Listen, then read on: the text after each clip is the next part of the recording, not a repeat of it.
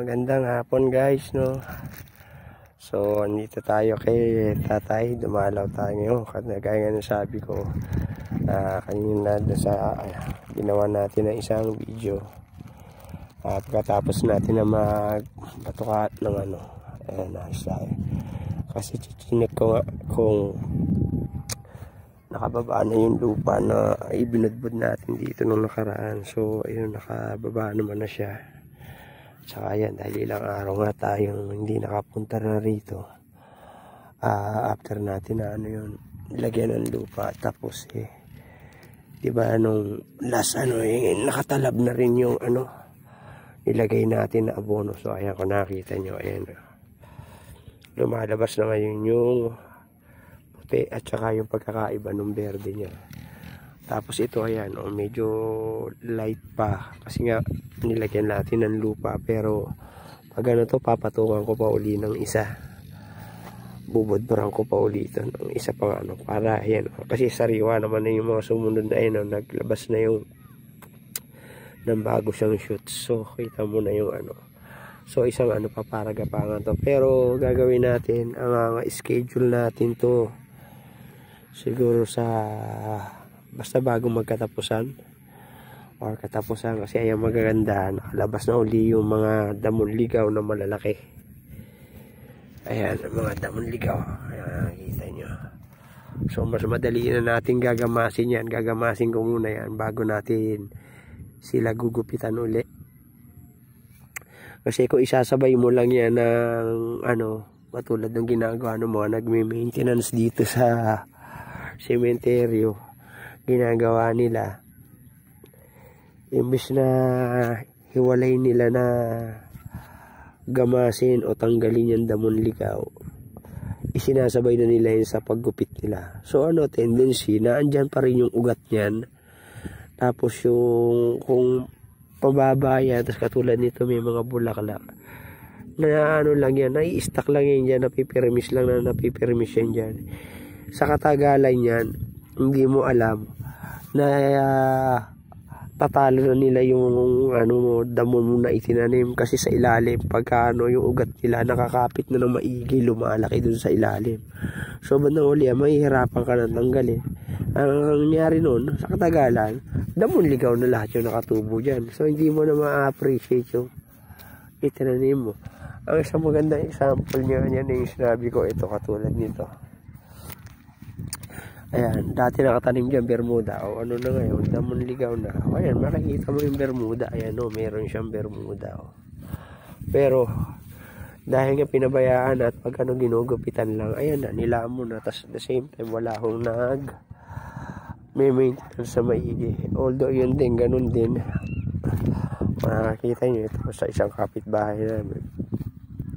Sinabi ko na sa kanya natin, pag dukalin niya na ayos, ayan naglakihan na yung mga damon ligaw. Hindi niya na yung basta matatanggal dyan, kasi yun dyan, nakapagbulaklak na rin yun dyan. Kahit putpudin niya yun dyan, andyan pa rin yan.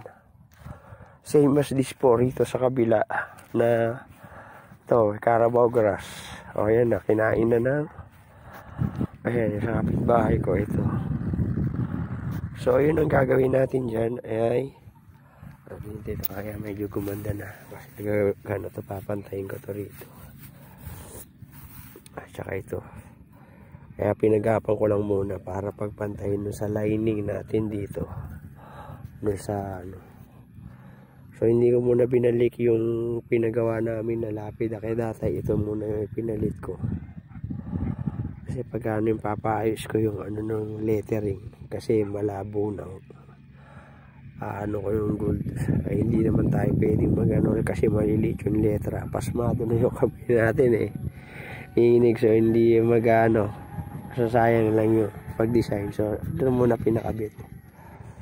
So tama lang yun, madali lang, kasi malambot naman po kasi ito yung ganitong klaseng pagka pinupitan natin. Pero ayan, nakagandahan. So nakababa na yung lupa na natin inilagay. So either isasabay ko na rin yung paglagay nun pagkatapos natin to na magamasan, tapos Hindi po magugupitan natin. paggupit, isasabay ko na yung pagbudbud ng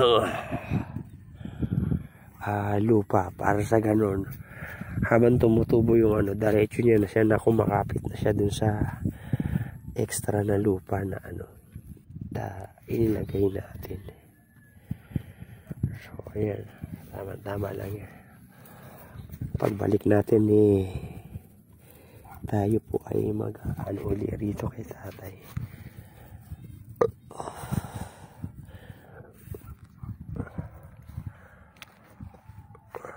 Pag nabudbura natin, hindi muna natin isasabay yung nun pag-aabono. After 1 week pagkatapos natin siyang gupitan at tsaka natin ilalagay yung abono. Kasi antay muna natin makarecover yung ginupit natin na damo para kumbaga medyo siya lumakas-lakas bago natin ilalagay yung additional na pampaano sa kanya. So ayan po guys, ayan, so susunod na araw ay may na ulit tayo, gagamasan na ulit natin sila at ating bubutuhan uli ng lupa. So ayan po, so hanggang dito na lang muna guys ang ating video na to. Kasi kaya dumalaw rito at chinik ko yung ni tatay.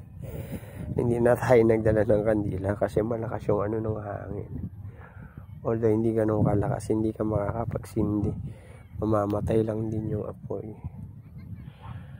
So sana po nagustuhan nyo yung update natin dito sa pagdalaw natin dito kay tatay. Pag ayusin uli natin to. Para lagi naka-ready pagka sarap siya upuan. So ayan po, sana po nagustuhan nyo. God bless po. Maraming salamat sa panonood.